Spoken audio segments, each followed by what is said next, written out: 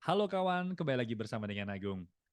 Tahu nggak, mengapa walaupun kita percaya bahwa pemenang dari lotre itu lebih sedikit daripada yang kalah, namun kenapa ya kita masih rela dan juga percaya suatu saat kita yang menang, sehingga tetap membeli lotre. Hari ini kita akan bahas topik seperti ini. Kenapa? Karena beberapa saat yang lalu, mungkin di antara teman-teman ada yang membeli kuale atau disebut dengan gosok-gosok berhadiah. Agung pun juga beli, cuman Agung nggak dapat. Kalau dapat, mungkin udah nggak di sini kali ya.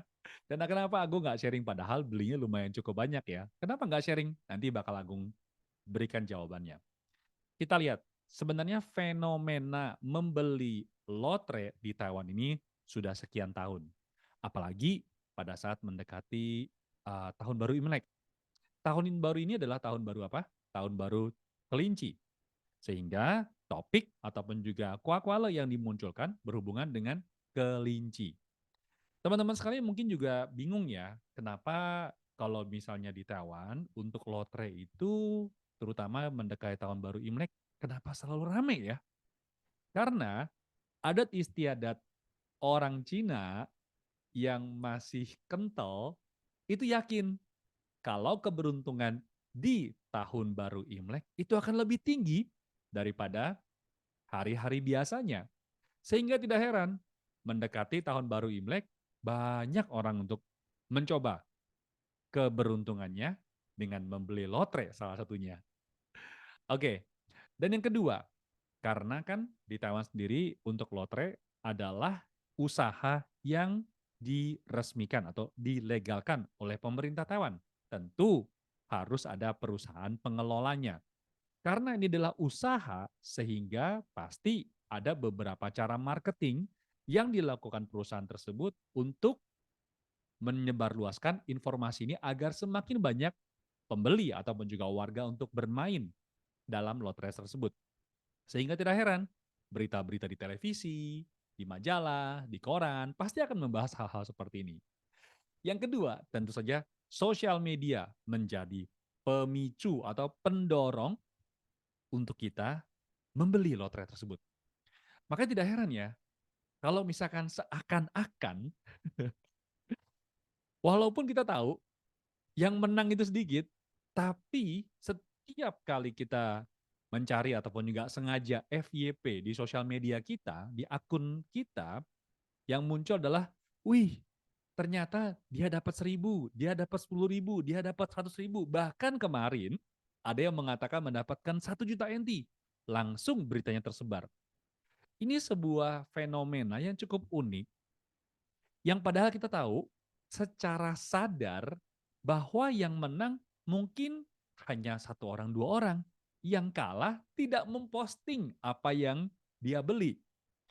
Dan inilah menjadi satu jebakan bagi kita sebagai konsumen dari perusahaan tersebut untuk berpicu untuk, coba deh saya beli, mungkin saya jadi pemenangnya.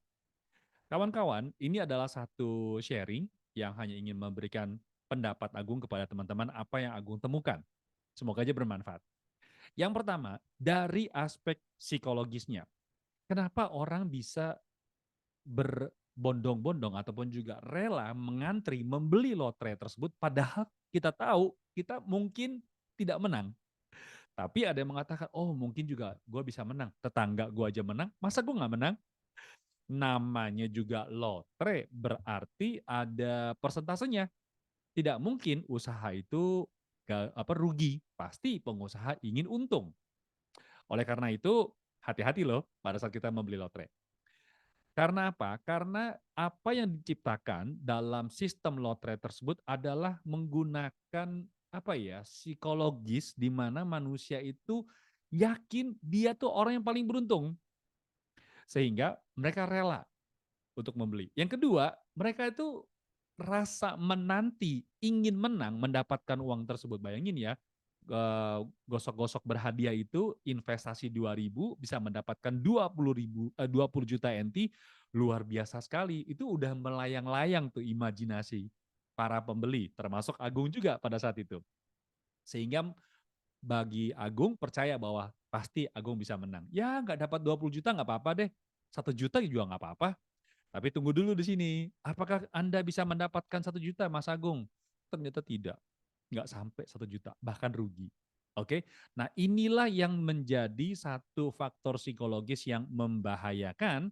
Mengapa ada orang yang bisa membeli lotre sampai kondisinya adalah rugi. Dan yang kedua, ketagihan atau kecanduan. Yang ketiga, bahkan bisa menjadi pencuri untuk bisa membeli lotre tersebut. Inilah faktor yang sangat mengkhawatirkan. Yang kedua, yaitu adalah faktor atau aspek psikologis negatifnya. Yaitu adalah begitu kita membeli sekian banyak, ternyata tidak menang. Muncullah kerugian, muncullah kekalahan.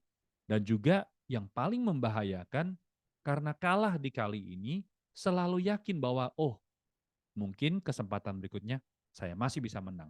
Sehingga banyak sekali yang tidak terungkap dalam berita, sebagai salah satu contoh ya, kemarin ada sebuah berita, Agung tidak tampilkan di sini, yaitu adalah ada seorang pria demi membeli lotre, dia mencuri uang sumbangan di salah satu kuil untuk membeli lotre saja, untuk membeli gosok-gosok berhadiah. Aneh sekali. Oke, lalu pertanyaannya berikut adalah, bagaimana nih sikap kita sebagai pekerja migran Indonesia ataupun juga WNI di Taiwan dalam melihat hal ini? Tidak ada hubungannya sama dengan agama, ini adalah hubungannya dengan pilihan masing-masing. Ya, Anda boleh setuju, Anda tidak boleh setuju. Anda juga boleh bilang katanya, ini aku tetap pengen beli, ya, aku tetap pengen mencoba, siapa tahu aku beruntung. Karena ada juga orang Indonesia yang untung kok tahun kemarin dapat 2 juta NT, itu memang ada beritanya. Tapi ada berapa banyak orang yang nggak menang. Nah, di situ harus hati-hati ya. Nah, teman-teman, bagaimana kalau misalkan Anda sudah menemukan diri, wah kayaknya aku udah mulai kecanduan nih, setiap hari beli nih, kalau nggak beli kayaknya gimana gitu rasanya ya. Nah ada sharing ataupun juga tips yang aku pengen bagikan buat kalian mengenai bagaimana cara kita mengendalikan ataupun juga bahkan menghentikan rasa kecanduan tersebut. Yang pertama adalah tentukan budget Anda pada saat membeli lotre.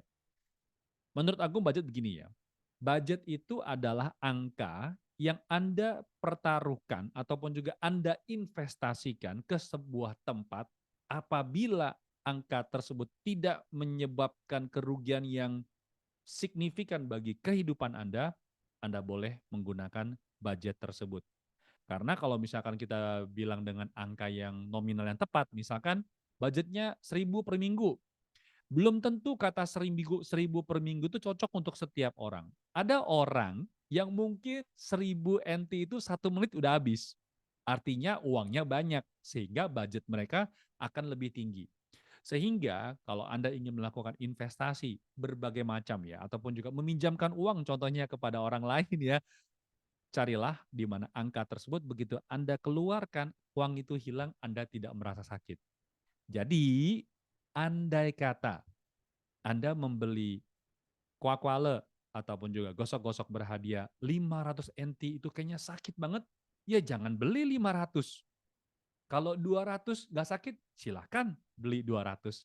Mungkin Anda pemenangnya. Sehingga budget itu begitu penting. Oke? Yang kedua, yaitulah mencari alternatif. Apa nih alternatif? Bukan untuk menginvestasi yang lain ya, bukan. Tetapi adalah apabila Anda mulai merasakan kecanduan karena membeli lotre tersebut, gunakanlah aktivitas lain untuk mengalihkan perhatian Anda. Seperti Agung punya hobi baru sekarang ya dari tahun kemarin, bersepeda bersama dengan teman-teman ICT.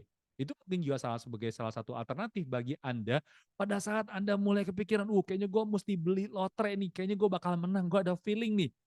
Tapi kayaknya ingin menghentikan kecanduan tersebut, lalu segera alihkan pusat perhatian Anda kepada aktivitas yang membuat Anda juga cukup senang. Misalnya, Anda suka masak, silahkan gunakan waktu tersebut, alihkan perhatian Anda untuk membuat sebuah masakan yang Anda suka. Itu yang bisa lakukan yang kedua. Yang ketiga, sharing. Sharing sini ada dua. Sharing dengan teman kalian mengenai bahwa, aduh gue gimana ya, ternyata gue sekarang kecanduan. Akuilah bahwa Anda kecanduan terhadap lotre tersebut. Yang kedua, kalau misalkan teman Anda tidak bisa membantu, segera cari profesional, tenaga profesional, psikologis. Minta tolong kepada mereka untuk bisa mendapatkan pengobatan yang lebih tepat ataupun juga mungkin cara yang lebih tepat membantu Anda. Karena ini mungkin sudah terlalu banyak terlalu berat ya kondisinya ya. Karena kemarin juga ada sebuah berita loh, seorang anak sudah tidak tahan lagi dengan ibunya karena setiap hari membeli lotre 4.000 NT. Wah, gila bisa bangkrut kali ya karena susah menangnya kan. Oke, yang terakhir ya, yang keempat yaitu adalah menghindari lingkungan. Di sini sangat penting sekali ya. Mungkin di Taiwan agak sulit. Di mana-mana mudah sekali menemukan toko-toko warna kuning. Wah, sedikit-sedikit toko warna kuning, sedikit-sedikit toko warna kuning. Ini mungkin agak sulit. Tapi Anda bisa memberikan kesadaran kepada diri sendiri, kita sebut dengan mindful, yaitu adalah kesadaran penuh.